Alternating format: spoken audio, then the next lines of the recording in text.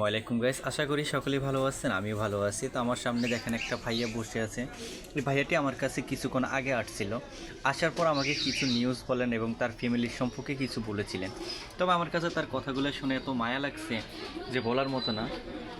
তো গাইস, আপনাদের সামনে আমি একটা কথা বলবো যে এরকম পরিবার এখনও বেঁচে আছেন, যে পরিবারগুলো এত অসহায়, এত নিম্ন মানুষ এখনও বেঁচে আছেন, এটাই আমাদের গর্ব করি।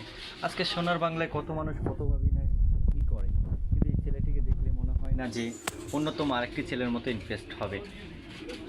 তবে তাদের ফ্যামিলি সম্পর্কে অনেকটাই রয়েছে। তার মা আছে, বাবা আছে, বোন আছে এবং ছোট ভাই আছে। তার থেকেও আরও তিনজন ছোট ভাই বোন আছে, তার থেকেও ছোট তারা।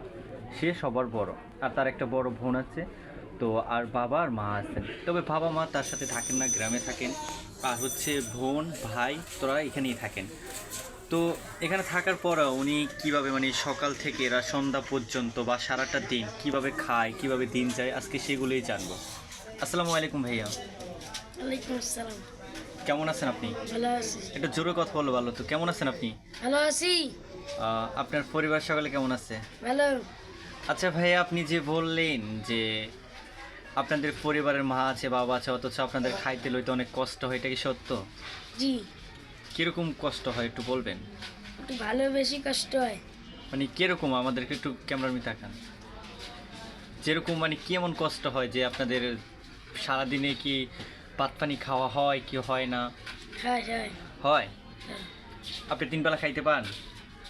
আমি তো 2 বেলা খাইতে পারি। 2 বেলা, এটা কি মোটামুটি স্বাভাবিক নাকি মাঝে মাঝে? মাঝে মাঝে। আচ্ছা, আপনার বোন আর আপনার ছোট ভাইরা বা আপনার যে বড় বোন রয়েছে,